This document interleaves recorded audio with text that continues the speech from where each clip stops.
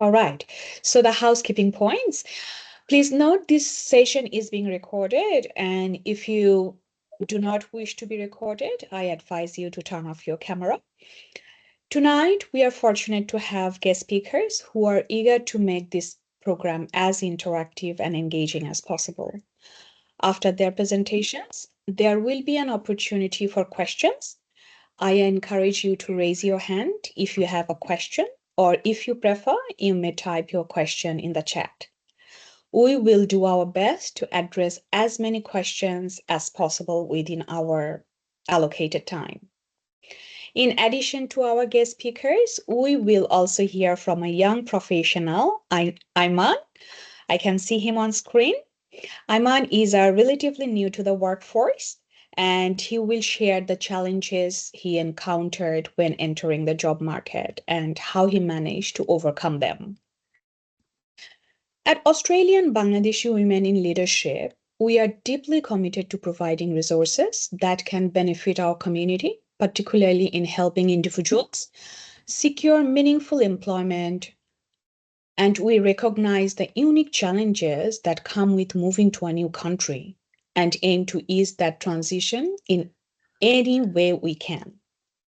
I believe that tonight's session will be invaluable for anyone working on their resume or job search, because we know a well-crafted resume is crucial, right? As it often serves as your first impression with potential employers. It's a concise summary of your qualifications, experience, and skills tailored to the specific job you're applying for. You might be surprised to learn just how many different strategies can be used when applying for a job.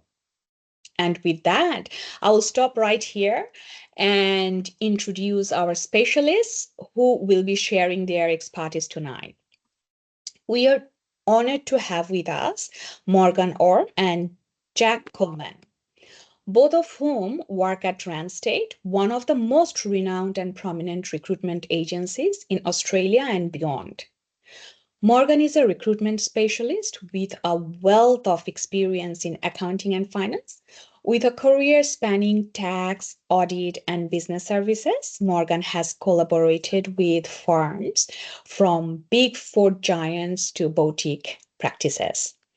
Her expertise extends to accounting support, partnering with diverse industries like retail, IT, consulting, property, and financial services. Now at Randstad, for a year, Morgan focuses on transactional finance and payroll recruitment within the public sector, serving clients across New South Wales government, local councils, federal government, and higher education. Her extensive background makes her a true expert in the field. On the other hand, we have Jack with us tonight, who is a recruitment pro with nearly 4 years of experience. Starting his career in a boutique agency, Jack mastered recruitment across diverse industries like building and construction, IT, finance, FMCG, and mining.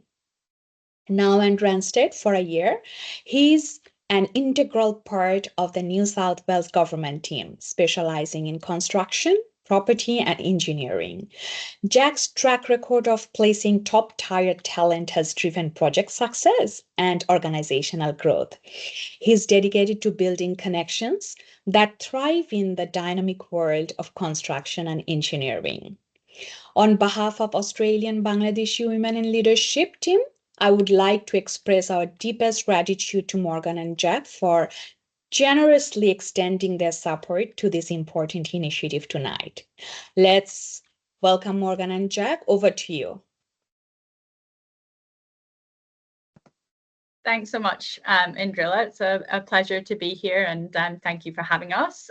Just bear with us 1 second whilst we just share our presentation.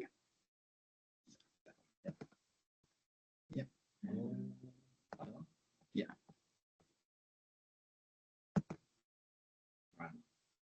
Can everyone, first of all, just see the screen? Indrila, can I get a thumbs up? Yeah, All good. Perfect. Well, thank you so much for joining us today. As Indrilla mentioned, my name's Morgan, and this is my colleague Jack, and we both sit in the public sector team here at Randstad and have been in recruitment for a number of years between us.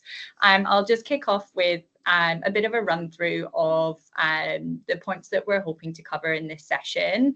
I will just say as well, there will be an opportunity for a Q&A at the end. If there are any questions that you have perhaps along the way throughout the presentation, feel free to pop them in the chat. We can potentially answer them as we go. If not, we will get back to you during the Q&A session.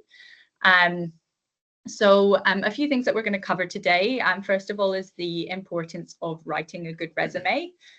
We'll give you a bit of insight into what recruiters are also looking for when they're reviewing resumes. And then we'll start looking at what the structure of a good resume is, and essentially give you some examples of what is good and what is maybe not so good to kind of include. Following that, we'll talk a little bit about the recruitment processes. These are kind of things that we are doing on a daily basis as part of our roles. So it'll give you a bit of insight into, I guess, the mind of recruiters.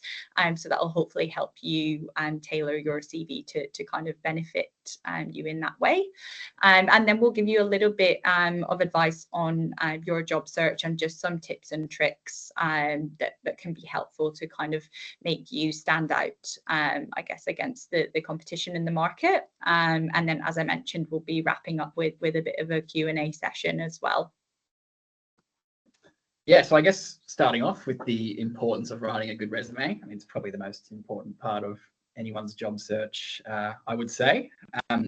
Look, few points, but like these are some of the main ones. There's plenty of other ones out there, but probably the most important ones are here. So I guess the first point, obviously first impressions. A well-crafted resume obviously creates a great first impression for anyone, right?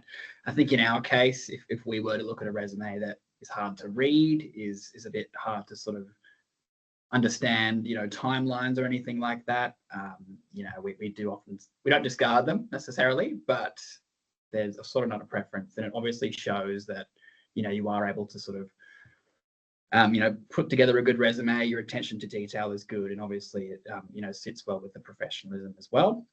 It helps you to stand out from the competition as well. I think Morgan could agree here. Anyone with a well-crafted resume is definitely sort of more favourable than someone who's just put a bunch of information on a piece of paper and sort of hopes that the recruiters sort of work it out in the end. It's very, very important to sort of do that as well. Obviously demonstrating your qualifications. Again, it comes with the clarity of that side of things as well. It's very important to make sure that side of things is clear. Showcasing that sort of stuff is very important, especially in our line of work. Morgan within finance and me in construction, we often are guided by certain qualifications in this space, and if we are unable to find those on your resume, it can quite clearly impact your ability to actually progress further in the job application process as well. So that side of things is very important. Kind of already touched on professionalism, but again, it sort of reflects your commitment to actually putting together a good reflection of your experience overall. That sort of thing is absolutely crucial, and it pays dividends in comparison to someone, again, who is essentially just put information on a bit of paper and hopes that we're sort of picking it up along the way. And I guess it sort of helps you build confidence as well. One of the good things about writing resumes for me is the fact that you are able to showcase all of your skills and what you've done over your career, right? So it can help you build that sort of stuff as well, and it obviously helps you in the interview process, and obviously with networking as well, because you are able to, again, firstly talk about your experience, but also showcase that you actually know what you're talking about in the specific space that you're after, right? Whether it's construction, finance, admin, communications, IT, whatever your desired career path will be, helps you in that instance as well. And we'll move on to what recruiters are looking for with Morgan. Yeah, so as I said, just to give you a little bit of an insight into the sorts of things that you know, myself and Jack or any other recruiters out there, team members in talent acquisition and HR would typically be looking for when reviewing resumes. So I'd say the most important thing is ensuring that you're including any key skills or buzzwords, and particularly those that are relevant to the roles that you're applying for. That kind of goes without saying, but the amount of times that I see resumes who, you know, there could definitely be more information on their showcasing, you know, particular systems that they've worked with, volumes of work that they've worked with. So really knuckling down into the detail on what you have done or have been doing today in your career. You can also use the job description if you're applying for a particular role that has, you know, key criteria that they're looking for. You can use that to kind of craft your resume a little bit, using the buzzwords from that and making sure that they stand out in your resume as well. A recruiter's eyes will always be drawn to those keywords because they know that it's essential criteria for the role, and so it definitely help you to stand out. Your CV should, I suppose, tell a story of your career to date. So it's really important that you have a clear timeline of, you know, your experience. I always recommend having it in chronological order, starting from your most recent role and working backwards. And that is the easiest to follow for a recruiter. Often the most recent experience is the most relevant as well. And I guess that then leads on to including all relevant experience. You don't necessarily have to include every single role you've ever worked on your resume. Try to focus on the roles that are relevant to the position in which you're applying for.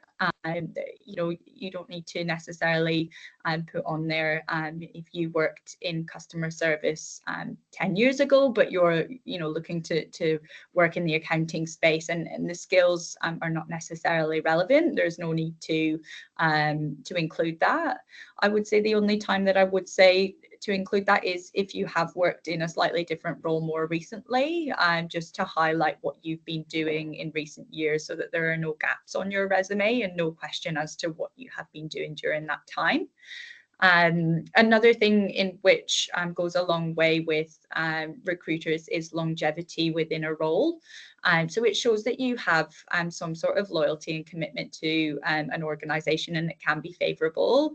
You know, when hiring managers are looking to bring people on, they want to know that they will be able to put some time and effort into training that person, and they will stick around within the team for a while, that they'll be able to benefit from that. So yeah, I think sometimes having too jumpy a CV can be a little bit off-putting for some hiring managers. So something to be mindful of there as well. Ensure to also include your achievements. So whilst a resume, you know, is to highlight what you're doing on a daily basis in your role, ensure that you highlight any achievements that you have made whilst working within a particular position. So that can be working on a particular project or you know, saving an organization a certain amount of money through optimization of a process or something like that, and be specific as well. Always having metrics in there, I think, is really good to be able to demonstrate the value that you have added to that organization. Also, the readability of your resume. So I guess that can mean a few things, whether that be formatting so that it's easy for your eyes to follow, and again, kind of going back to having that clear timeline, and that it's very fluid and reads well. As well as it kind of goes hand in hand with attention to detail and making any spelling errors or grammatical errors. You would be surprised the amount of resumes that we receive that haven't been proofread by the candidates, and small things like that, whilst it may seem very minor, can be picked up by hiring managers We see resumes all the time that state within their skill set that they have a strong attention to detail, but still also have mistakes, which doesn't look great. So definitely something to be mindful of. And if there is, you know, if you're ever unsure, even asking a colleague or a peer or your family to proofread for you can definitely go a long way in preventing those mistakes being carried through in your applications. Yeah, so structure of a good resume. Now, bear with me, there are a couple of slides for this one. So I'm just going to go through each section of the resume, identify a few key points that, again, what we look for, but also what we feel is quite crucial to include in each section. So for the header, I mean, it's, look, you know, pretty straightforward. Probably the easiest part of the resume is just your full name, making sure your contact information is included clearly. Again, phone number and email address are both very important, because you will find that recruiters will try to call you first, and if not, email you afterwards. And similarly to what Morgan said before, I cannot tell you the number of times I get resumes without contact information. So, you know, that kind of rules them out of the process straight away, because we're physically unable to reach out to them unless we find them on LinkedIn, of course, which leads into my next point. If you have a good LinkedIn profile or a professional website, it's also quite good to include it in that section too. Just another way people can contact you if you prefer not to share your phone number or email address as well. Professional summary, I feel like, is quite crucial for a resume. Again, doesn't have to be overly complicated in terms of information, and definitely, you know, don't make it longer than a couple of sentences, I would say, but keep it brief, but make it a compelling and sort of, you know, I guess, draw the reader into, you know, obviously want them to continue reading your resume as well. So just a simple overview of your career highlights and key skills will do, and maybe just a brief point about what you're looking for as well, especially if you're tailoring it to a job that you're applying for too. Skills and education kind of go hand in hand. We often see them included in the same section or sometimes separately, but obviously for skills, including any relevant skills that you have, you know, specifically for the position you're applying for, including both soft and hard skills is quite good too, whether it's systems stuff or just general sort of communication or written or verbal. You know, communication skills often go a long way, especially in some of the fields that you'll be applying for moving forward. I think, you know, those skills are quite crucial there too. And again, keep it simple. Only really use bullet points for clarity. Don't, you know, start writing paragraphs and stuff. It's not necessarily crucial. Just keep it simple. Especially with, and obviously moving on to education as well. Pretty straightforward again. I'm sure a lot of you are sort of in the middle of studying at the moment, but with your degrees, obviously clearly outline that, especially if it's crucial to the role you're applying for. You know, I cannot tell you the number of times that candidates who have specific degrees are often chosen over people who don't. It's very important to make sure that that's clearly stated on there as well. Institution name, graduation year, and just relevant coursework or honours are pretty much all we would need for that section. And again, use dot points. Don't go into too much detail. That's not necessarily relevant. Again, kind of leading off the same point, certifications and training. You know, I guess, again, if it's a specific role, whether it's in accounting or in construction, making sure that you clearly include any, you know, certificates or licenses that you have definitely goes a long way. I can't tell you the number of times that, you know, a role I have in construction requires a very specific license, and if we don't have that, or if it's clearly not labeled on the resume, it's an immediate no from myself, but also probably the client that we're recruiting for as well.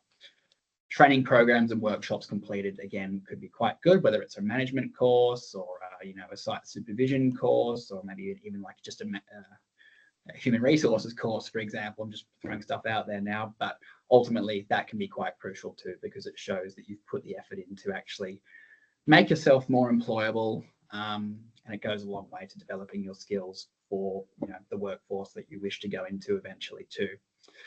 I would say experience is probably the most crucial part of a resume, in my personal opinion. If you get this wrong, it's a high chance we may not consider you for roles. So I think each of these points is very crucial, and, you know, if you miss any of those, it can lead to a bit of confusion, both on our end but also the client's end. So clearly stating your job title, I can't stress that enough. I've seen resumes every single day which don't actually have job titles. It makes me have to call them, ask them about that, and it's, yeah, kind of just seems a bit fishy in my mind. So if you include something like that, make sure it's clear. Company name again, and location. I mean, location's probably not too relevant, but company name definitely. We don't really want to be sort of, circling back and asking you, this job looks good, who did you work for? We need to make sure that that's clear as well. Dates of employment, very, very crucial as well. Doesn't have to be exact specific day that you've started and finished, but month and year, in my personal opinion, is probably the best way to go about it. It helps us create a timeline of your career, how long you were in each role, and it helps us identify any gaps in your resume as well, which can be quite suspicious in some cases too. And if you're in a role for a short period of time too, we often tend to look at those ones with a bit more sort of focus, because yeah, if you're in a role for like 2 months, for example, if it's like a full-time role, typically it points to something else that's gone on behind the scenes. So making sure that that's clear is quite important. Key responsibilities and achievements. Again, every client wants to know what you've done in your previous roles. I would probably say this is the most detailed part of your resume. You need to make sure that you are clearly outlining everything that you've done in each of your roles. Obviously, don't make it too bulky, but at the same time, just keep it short and concise, because that's ultimately what people look at. If you've done this, in your previous role, you'll often get the role moving forward, right? So very, very crucial there. I would say additional sections, look, I think, it's quite relevant to the people we're speaking to today. If English isn't your first language, it's quite good to make sure it's put on there that you're proficient with that as well. Any publications or any other relevant information is quite good too.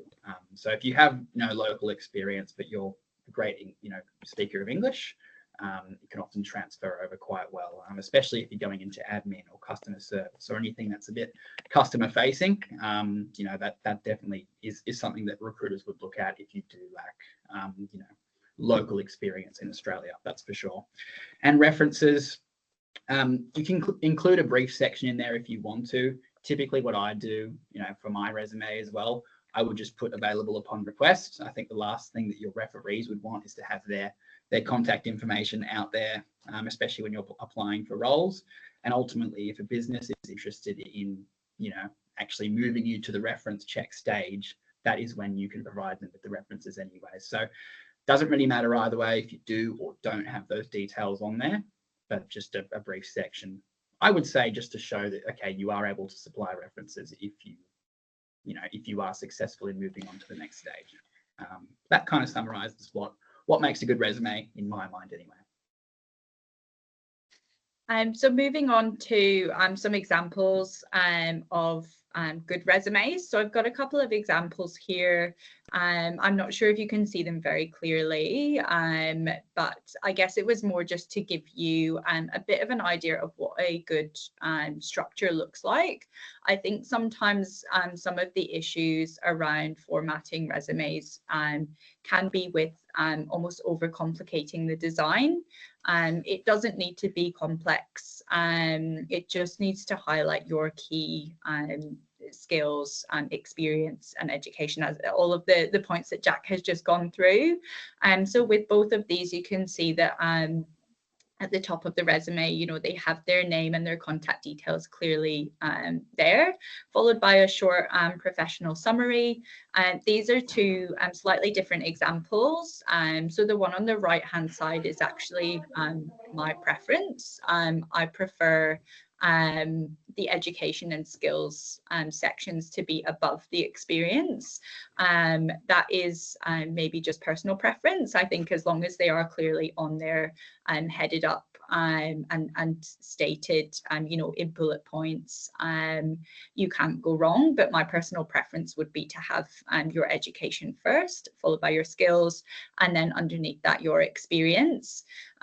Also in the experience section, notice how the job titles are in bold. I think that's very important to have that stand out, and then followed by bullet points underneath with you know, short and sharp descriptions of your responsibilities as well. So moving across just to a few bad examples that we've got here. So the first resume on the left, although it doesn't look too terrible to look at, there is an education section at the bottom, which is separate, which I like.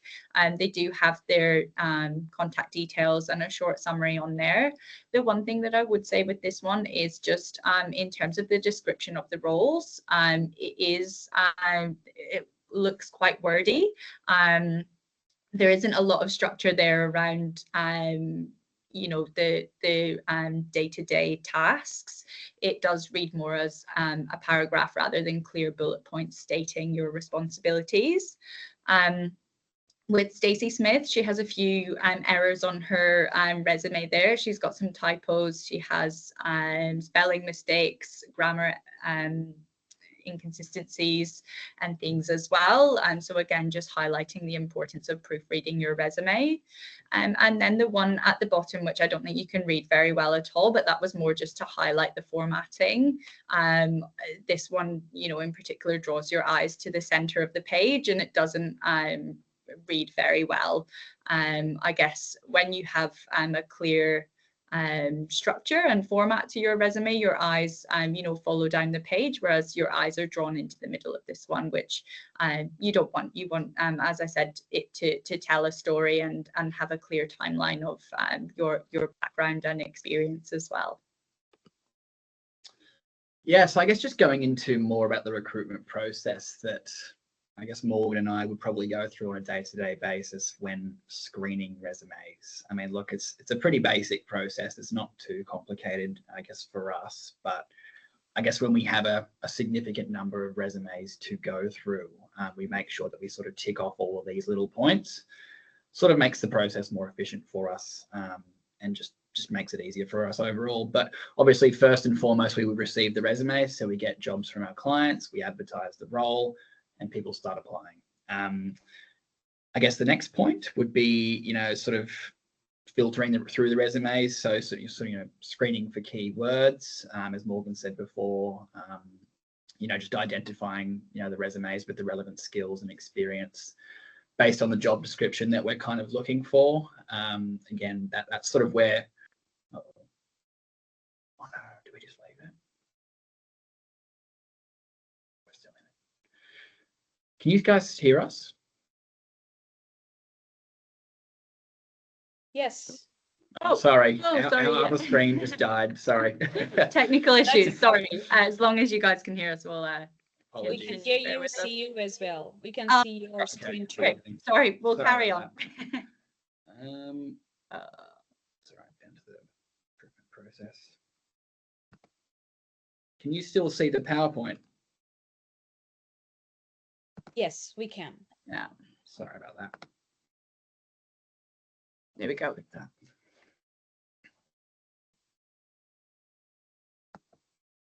All right, amazing. So sorry about that, guys. Brief intermission.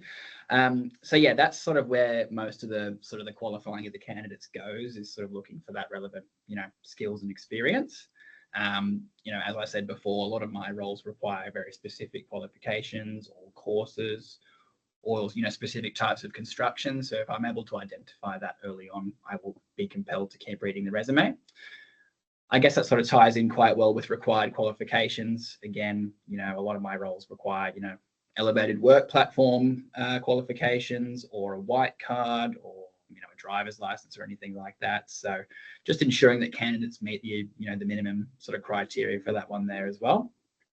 And then we sort of move on to evaluating their experience. So reviewing sort of more about the work history. So assessing relevance and, you know, duration of previous roles. So, you know, like Morgan said before, I guess, you know, the most important part about this process is that you have the relevant roles, you know, on there to the role that you're applying for. And duration of previous roles is also quite crucial, you know, for us as well. If, like I said before, if you're in a role for a month or two and it's like a, you know, unless it's a contract role, it is always a bit suspicious, in our personal opinion, because it often means that, you know, it was kind of like performance related. That's why the role kind of didn't go more than 2 months. So that's often quite crucial as well.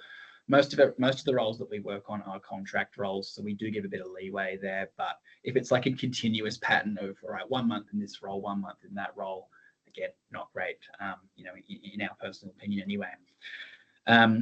Examining achievements, again, probably relevant to the role as well. Not something that we terribly, you know, make sure it's important, but at the same time, you know, if it's achievements in terms of, you know, delivering a specific construction project or anything like that, again, goes a long way to making you a more attractive candidate, you could say. Formatting as well. I mean, like, that's kind of what the whole presentation's been about today is, you know, formatting of your resume. Making sure it's clear, concise, you know, often shows that you are, you know, a professional. You're able to display your experience quite well, and it shows that you're actually putting some care and effort into applying for the role, rather than just scribbling a bunch of words on a piece of paper and hoping that we can figure it out along the way. I can't stress the importance of, you know, formatting in this instance. And I guess the last point would be, you know, shortlisting the candidates. So usually it's, you know, if we get 10 resumes, it's usually the best 4 or 5 that we go through the shortlist and we put forward to our clients. Just selecting those who we feel best meet the, you know, the job criteria, you know, and we'll pass them on to our clients for further consideration as well. And on to job hunting. Yeah, so there are a few different, I suppose, platforms in which you can use for your job search. A few of these I'm sure you're already aware of. I'd say the largest job boards across Australia would be Seek and Indeed. You know, you have all sorts of organizations and advertising roles on there at all different levels. They're very easy to use in terms of searching job titles and location. You can use all sorts of filters to really narrow down you know, the specifics of what you're looking for as well. Jura is another one, a little bit of maybe a less commonly used, but it's one in which Randstad used to also advertise their roles. So we use a number of platforms when kind of going out to the market with positions. LinkedIn is again a very, very useful platform to use. You can actually you know, use quick apply through LinkedIn to apply for roles directly. So encourage you to do that. A lot of the time as well with positions that are advertised directly by organizations on LinkedIn, on the job page you can actually see the person who is recruiting for that role if they've decided to upload their profile up to the job, and you can click through to access their LinkedIn profile. If that is the case, I do often recommend you know, connecting with that person, with the hiring manager or you know, talent acquisition, whoever it might be, and it just shows a bit more of a proactive approach to your job search as well. And we will touch on a few tips and tricks when applying for roles, but I think you know, it does help you stand out if you do you know, make that connection and perhaps send a message to follow up on your application as well. The one thing I would say with that being said is I would only ever reach out if you have already applied for the role. If you're contacting a hiring manager or a recruiter and they don't have your resume, it's very hard for them to understand your background and experience without having seen that. So I'd always recommend applying, upload your CV. That way, when you reach out to the hiring manager, they will be able to see on paper your experience, and you can also, you know, add comment to that when you reach out. Facebook and things like Gumtree, you can often find opportunities on there posted by, you know, local organizations in different groups and things like that. So it's definitely one to kind of keep in the back of your mind, and probably less commonly used, but it can be used. And then I've included a couple of government websites in there. So I work for New South Wales, and that covers you know, any roles across the state government are advertised through there. And then APS Jobs is on the federal government side of things. I've popped those ones in there just to, as that's kind of the area that Jack and I specialize in. So these are job boards that we're frequently looking at. The one thing that I would just touch on there with APS jobs is within the federal government space. So often there is citizenship required to work in the federal government as well. So it's something to keep in mind. And of course, you can reach out to recruitment agencies. So Randstad are one of the largest recruitment agencies across Australia. We have consultants who specialise in all sorts of specialisms, from accounting and finance and construction, like Jack and myself, to digital, IT, marketing, HR. There's basically a recruitment consultant here for every area of work. So definitely lean into those relationships where you can. Recruitment agencies can be really helpful in securing you a role and almost being a bit of a spokesperson on your behalf, and can often sell in your experience better than a resume, as they've often got direct contact with the hiring manager. So definitely think that it's helpful to lean into that and leverage off of your relationships there.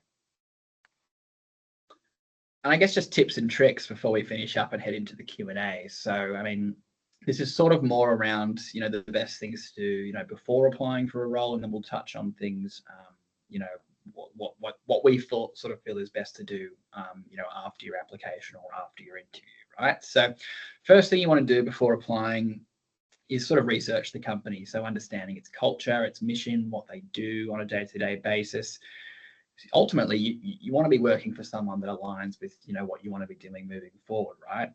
That's probably the most crucial thing. So if the company does what, you know, you want to be doing moving forward, absolutely go ahead and apply for it.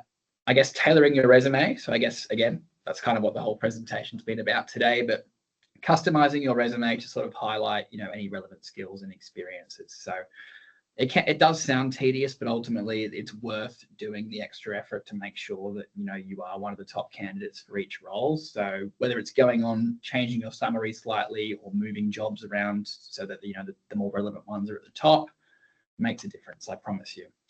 Crafting a strong cover letter. So again, I guess it depends on the role you apply for. Some companies really do appreciate a cover letter that's attached with your application. Other ones, you know, don't really mind. They just look at resumes and they move on from there. But a cover letter is another good opportunity to expand on your summary section in the resume. It sort of allows you to write a full page, or maybe, you know, a bit longer, a bit less, just about your overall experience, you know, where you feel your strengths and weaknesses lie, what you feel like you would, you know, bring to the business, and just sort of touching on your sort of major achievements, and, you know, just, I guess, just sort of touching on again a bit about, you know, what you've been doing throughout your career so far. So it's a more expanded summary just of yourself. Reviewing the job description, again, like you don't want to be applying for a role that you don't really want to do just for the sake of it. You actually want to be applying for a role that you feel will be a good fit for you. So reviewing the job description, making sure it aligns with, you know, what you want to be doing in your career moving forward is very, very important. Because the last thing you want to be doing is starting a job and realizing, I actually don't like this. It's just not something that, you know, you want to be doing. So very, very important to make sure that the job aligns with your career path or your desires moving forward. I guess this probably would apply to people with a LinkedIn profile. So optimizing it just to ensure that it reflects, you know, your resume and highlights your achievements again. I would say LinkedIn's kind of like a bit less detailed resume, really. You know, you have a photo, you have your, you know, basic summary there, and you have a brief, you know, sort of a, you know, job history profile there as well, along with your achievements and any qualifications you want to include as well. So it's like an additional resume, really. And it, you know, some companies do look up people on LinkedIn just to make sure that everything matches too. So obviously quite crucial to keep that up to date as well. And I guess preparing your references as well, like, it's, you know, definitely a good thing to do, to actually let your references know that they might be expecting a call from a recruiter or someone in HR who's hiring at the moment. The last thing, you know, you want to be doing is just, you know, have the referee be totally surprised by the call and not prepared for it. Sometimes it actually helps to give your referee a bit of notice, so they can actually prepare just some general answers, you know, just in case there are specific questions about you as well. So definitely check in with them, explain that, you know, this will be happening, you know, making sure that they're okay to complete a reference for you as well. That's definitely the most crucial thing. And then after applying, so I touched on this already when I mentioned about LinkedIn, but also if you are applying and have an email address, you know, you can follow up and send an email if you haven't heard back after a specific time.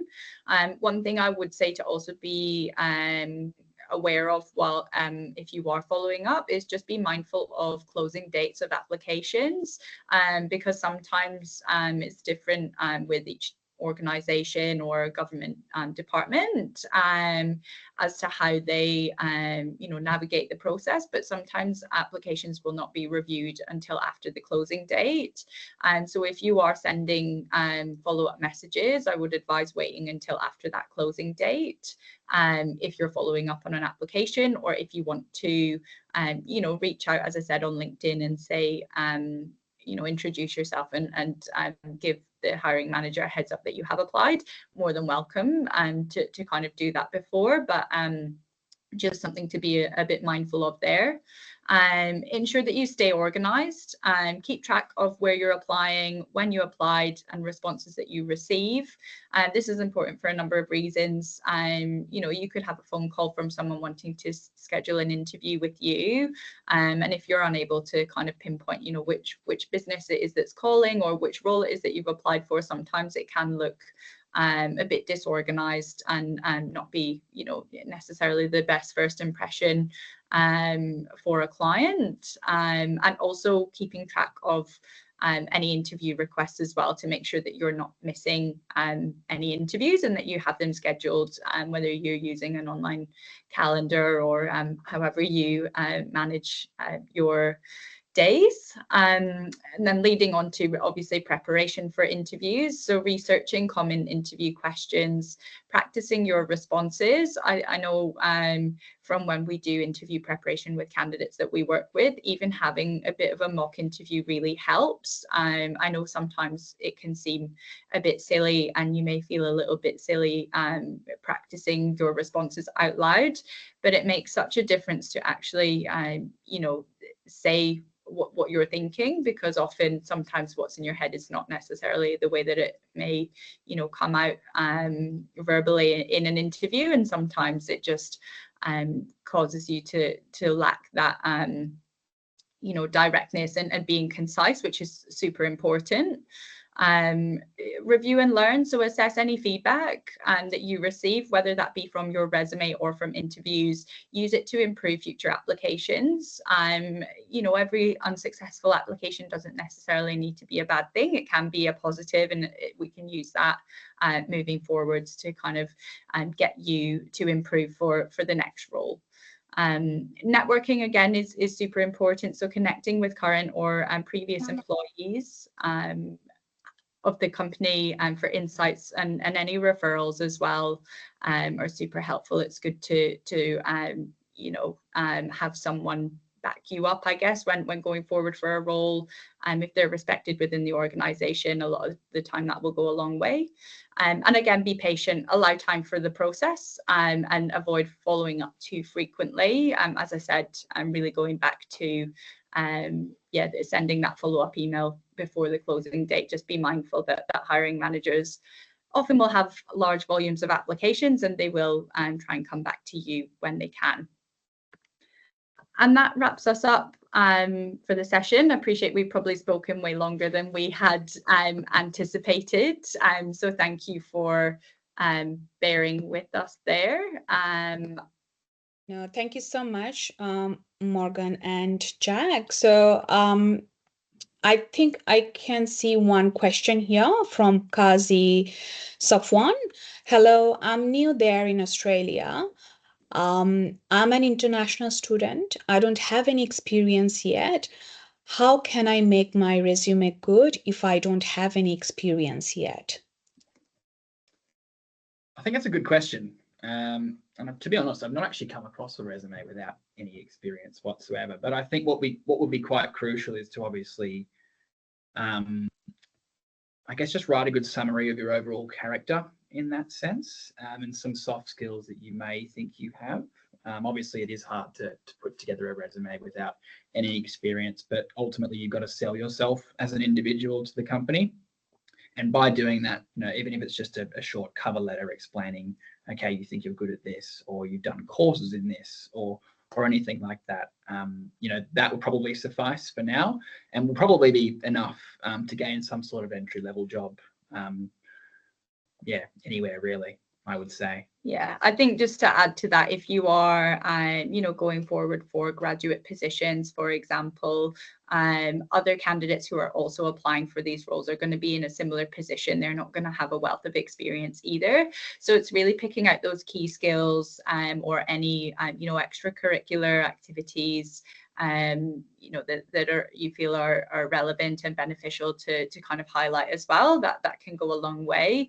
And for those slightly more junior or entry level roles, they're not going to be looking at candidates with loads and loads of experience. So it will be very different depending on which stage you're at in your career. Thank you. Any other question? Yeah, I can see Marby. Yes. Yes, I just wanted to add to, I guess, what Morgan and Jack were saying, just to help out Kazi here, that if you have an internship or any sort of volunteering activities, you could definitely add that to your resume as well. So it doesn't have to be just paid experience. It's something that's really helped me initially when I was trying for entry level roles. So yeah, that's beautiful tips. Thank you so much. Anyone else? Any other question? No? You sure this is your time? All right. If there is no other question, I would like to thank Morgan and Jack. Yes. sorry. Just wanted to ask one question. So initially we were talking about how if we that we should be mentioning only relevant roles, not all of the experience that we have. So what if you have a role that you did like 10 years ago, but it's still relevant to the position that you're applying to? And let's say, you've done other roles in between, but, you haven't done that role in a while, kind of thing. I still think it's quite good to include that. Again, I know it's a long time ago, but ultimately it's still relevant. I still see resumes every day with, that essentially in my field they ask for specific, construction projects, right? And some people have moved on from like a residential project, but they've still done those 10 years ago, so they keep them on there for that specific reason as well. So I would say yes, definitely keep that on there. But yeah, maybe just you'll have to sort of put something in between to fill those gaps, whether it's just like an additional experience section or just like a brief description of other roles you've done since that period. But yes, all in all, yeah, it's still good to put that on there, especially if it's relevant, Okay, perfect. Thank you. I think maybe Amit as well. Do you have a question, Amit? Hi, Morgan and Jack. Thank you for the session. I have one question that I just noticed one slide here that you said if you leave the job in 2 months or 3 months, it might impact in the recruiter mind that why he is leaving the job. So some people don't like the job. In that case, how they can present in the resume that why he is leaving the job? That's a very difficult question to answer in a short way, but I'll try my best. Look, things happen, and it is a bit of a general statement, that we say, short, jumpy resumes are sometimes, not favorable, and that can be the case. But if you do have valid reasoning behind, moving on or having a gap in your resume, for example, recruiters appreciate that people are human and these things happen. I guess it's going to be very situational as to, why you maybe left that particular role. I guess if it is just that it doesn't align to kind of what you wanted to do, and you then steer into a different kind of area, then that's easier to kind of explain. But yeah, it is one that you have to be quite diplomatic with, I guess, in terms of how you are explaining that if you're having conversations with hiring managers. Yeah, so it's not always seen as being a negative thing, and it can be overlooked. But I guess as a generalization, it can be something that can be seen as not being favorable. I guess the thing is, it's more if it's a repeated pattern as well. So if it is a one-off, you know, that's okay. As I said, these things happen. We're all human, and you know, we can accept a role that you know, maybe wasn't necessarily right, and acknowledge that and move on. But if it's something that you're doing every 2 months, you're changing into a new role, that's when I suppose it becomes a little bit more of a problem, if that makes sense. So hopefully that's answered your question. Yeah, thank you. Is it like you wanted to mean that if it is a repetitive behavior, like repetitively changing the job?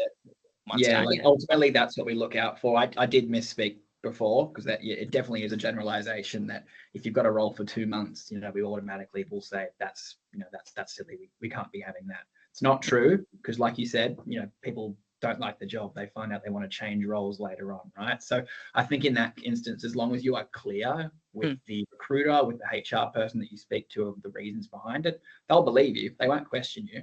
It's just a matter of being clear as well. And if you feel a bit more comfortable, what I can sometimes recommend is actually putting a reason in the section of your resume for that job, which just says, reason this was so short was because I wanted to change career path or something like that. No, fantastic. No, thank you, Jack. Thank you, Morgan.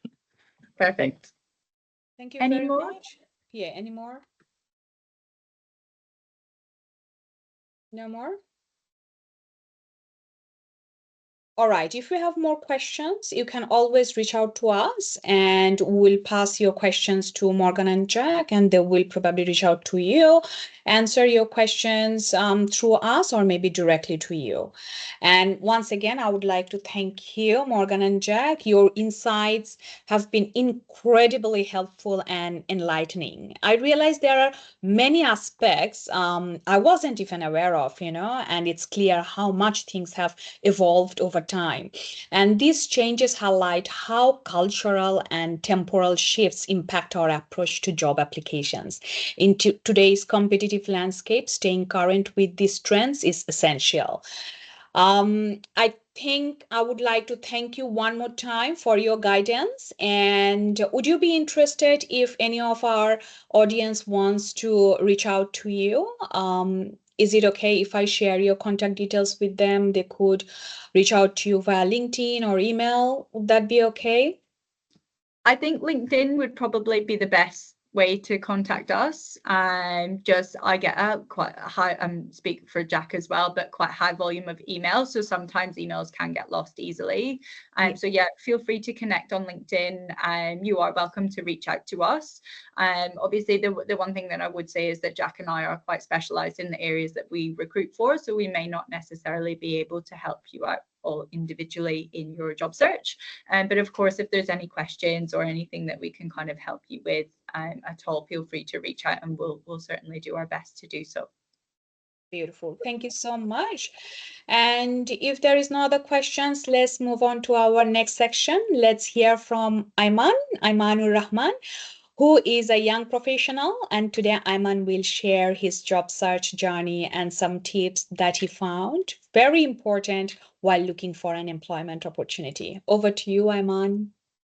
Thank you. Nice to meet you all. And thanks for having me here. I can start by just providing a quick overview of kind of my experience to date, I think. So I studied engineering and finance at Sydney Uni. During that time, I did a few internships at technology firms like Google and Amazon, as well as a few consulting firms.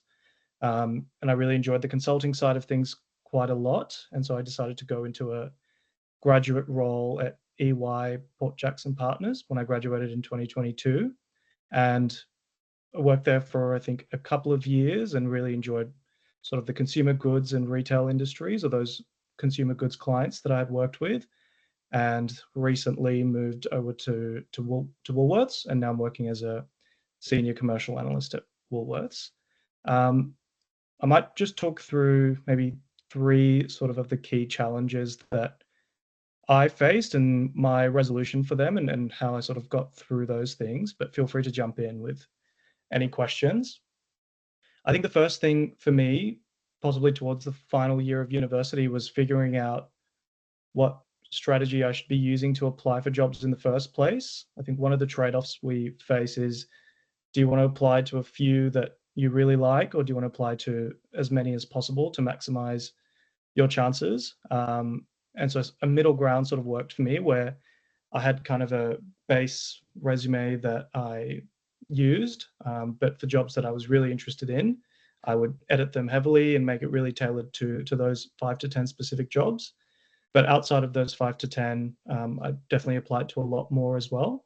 And I think that allowed for a mix of sort of quality as well as quantity.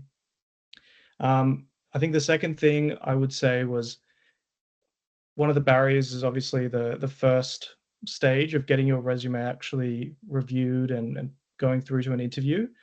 But I think what could really help is if the people that you're applying to already know you before they see your resume. And one thing I found particularly helpful for small startups and technology companies that were growing is that they were a lot more receptive to being reached out to on LinkedIn. And I think if you were able to connect with them prior to applying or prior to interviewing, they were already quite familiar with you and were a lot more likely to sort of read your resume with a lot more care and invite you to an interview as well. So I think that would be the second thing.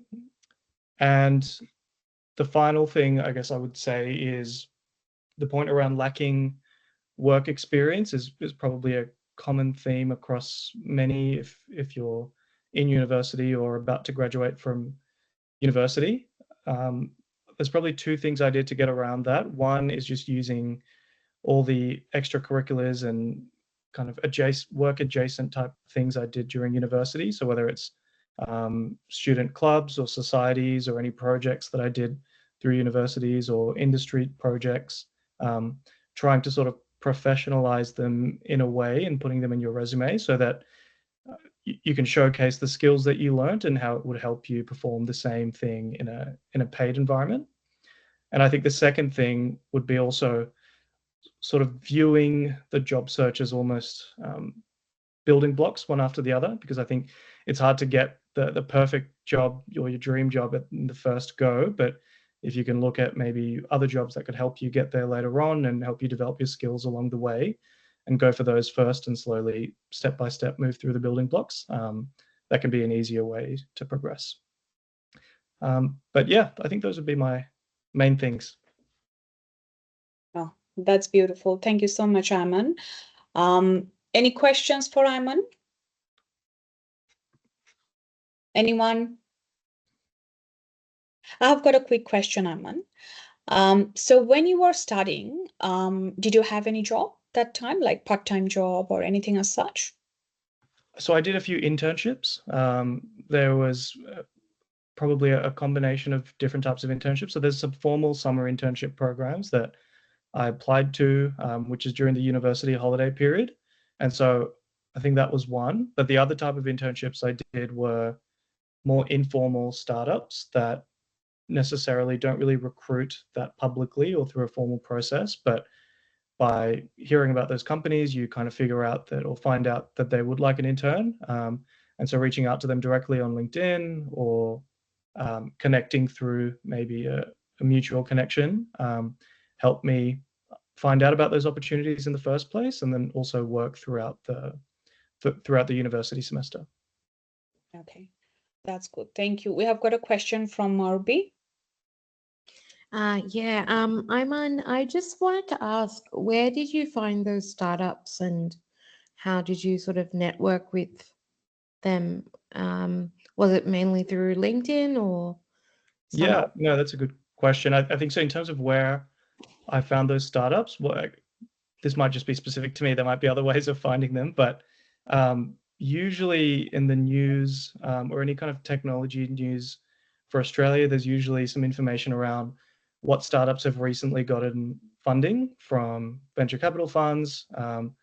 And usually if they've just gotten funding from venture capital funds, it's an indicator that they're probably going to go through a growth phase over the next year or several years. And then in terms of reaching out to them, yeah, just LinkedIn I thought was the best way. Or if I knew a friend that was maybe working at a startup, I would try to speak to him or her, understand the business a bit better. And then what that would mean is before I went to the interview, I had a good idea of the type of work that they were doing and a bit of detail around the business as well. Okay, perfect. That's really smart. Thanks. Yes, that's very smart of you. Now, thank you. Any other question for Ayman at this stage? No? All right. Ayman, thank you so much. You had a long day. I can tell you have been so busy throughout the day today, and still you made some time for us. It's very nice of you, and we truly appreciate your time this evening. Thank you so much, Ayman. Thanks. Thank you. Appreciate it. All right. So now I think I can see Rafid here. Rafid has joined us too, and I would like to welcome Rafid to hear his experience from a hiring manager's perspective.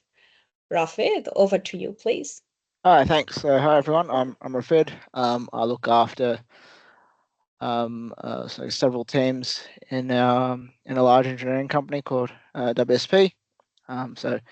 Recruit for new staff on a fairly regular basis, both in Australia and in other countries. Definitely agree with a lot of the points that Jack and Morgan mentioned earlier. So once that resume gets through the hiring of either a recruiter or a talent agency, it will usually find its way through to a HR department, and then eventually to a hiring manager like myself or others. Usually hiring people is a task that is one of many things that we have to do in a day. So if the resume is punchy, gets to the point quickly, it will definitely act in your favor. The key items are definitely the experience section. So if you're one of the people who are selected to come through to an interview, usually we'll, after the general introductions, and we'll usually explain a little bit about the company, and I think most people would do the same. The next step would generally be to go through the experience section of your resume and go through the things you've done. We'll expect you to know it relatively well, and a lot of the questions around a lot of your generic hiring questions, what would you like to do in the future, tell us about a group situation or a challenge you face, so on and so forth, those sorts of things.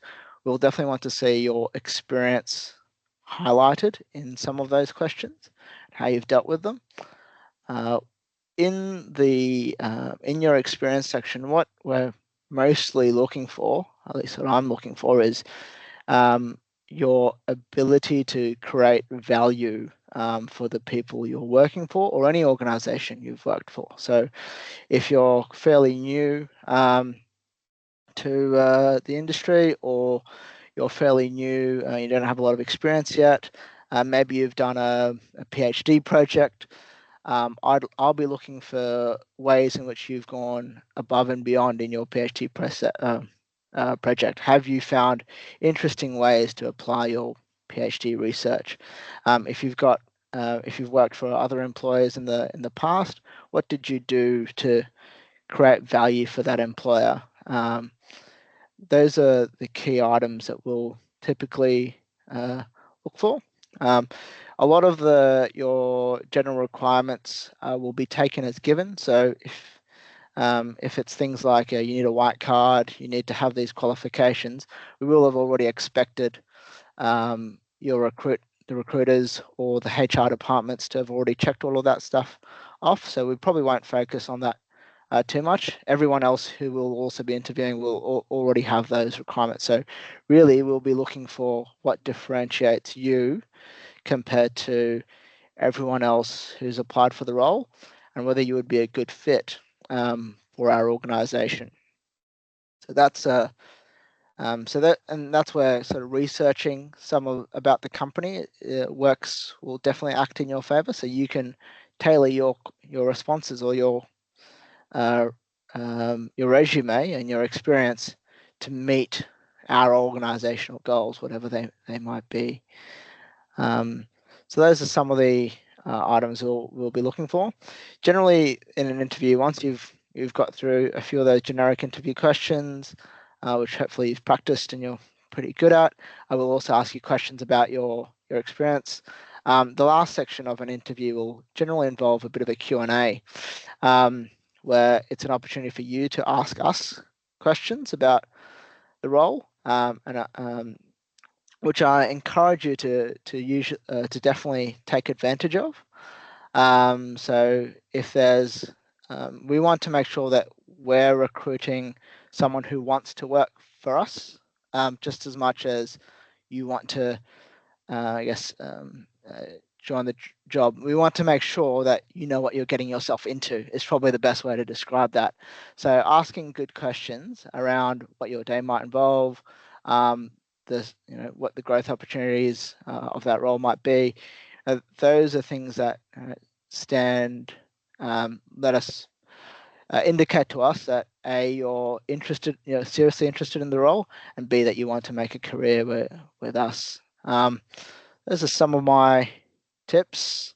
So I've gone through that probably very quickly, but I'm quite keen to get questions if you've got any. I'll just see if I can pick up any notes from the chat. Some of the items are around if you don't have any experience yet.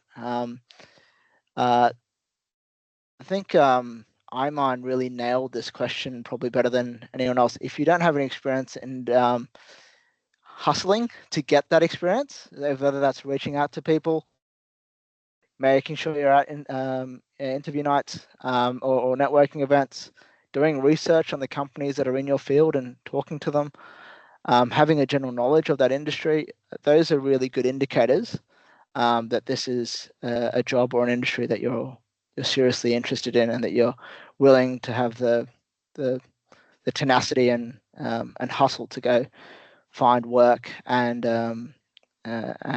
meet people. So definitely suggest you take put that effort in to get to know people in your industry or just people in general who might then recommend you to other people in the industry. It's also helpful for us as hiring managers to have people who already have a recommended to us. So for government jobs that doesn't really apply, but for private sector jobs, having someone being referred to us definitely will put you. You'll have a much higher chance of being hired if you were referred as opposed to if you'd come through a standard recruitment process. That's right. Yeah, that's a very good point because I think when we don't have, I can tell you from my experience, when I haven't had any local experience here, when I first arrived in Australia, it was very difficult for me to find a job, but I became really ruthless. Sometimes you have to be, you have to take the action. Because I have noticed back home in Australia, home, when I say home, in Bangladesh, they employers prefer to have more degrees than the local experience, but here in Australia situation is completely different. They prefer to have more local experience. Maybe the reference or the experience itself matters a lot. Oh yeah, absolutely. I've had graduates who've for example, the person who leads our entire business unit at the moment does not have a degree. He looks after a business of over 400 people, and runs it pretty successfully. So, and we've got people in this business that have PhDs and all manner of pieces of paper. The experience definitely counts for a lot. So if you can demonstrate, even if you don't have that experience, whether if you're doing software engineering, for example, having coding projects that you've done on the side that you can showcase. If you're doing any other if you're in accounting, you've built a discounted cash flow model or something that's useful, and you can show that. Like those will really highlight your skills and experience a lot more than any piece of paper that you can probably show us in on your, because everyone will have those pieces of paper. If you've gotten to the point of getting an interview, you can be pretty sure that all the other candidates on that would also have similar qualifications. That's right. I think no matter what kind of educational background you have or I have, working in retail industries or working in a cafe, that would give us a kind of customer service experience, which is very much important whenever we go to the office-based work, because in office-based work, we have to communicate with our stakeholders over the phone, or face-to-face. So customer service is a very, very important skill, I would say, for anyone here in Australia. Yeah, absolutely. Yeah. I definitely agree. Yeah. Yeah, that actually skills up your communication as well, Yeah, that's what I believe. Anybody else has got any question for Rafid? If there is no question, Rafid, thank you so much. You had a long day too, I can tell. And thank you so much for making time for us. And definitely, it was fantastic, and it was really very informative. And thanks for sharing such important tips with our audience this evening. Thank you, Rafid, for your time. Thank you. Thanks. And with that, I would like to thank you all, whoever is here. And thank you for attending our resume writing event. We hope you found the session informative and engaging. We appreciate the time and effort you invested in improving your resume and learning more about the job application process. As I have already mentioned, if you have any further questions or need additional assistance, please do not hesitate to reach out. By now, you all have our email addresses. They are abwomenl@gmail.com, L for leadership, and info@abwomenl.org. We are here to support you as you continue to refine your resumes and navigate your career journey. Stay tuned for more events and resources. Thank you once again for being part of our event this evening. Have a good night, everyone.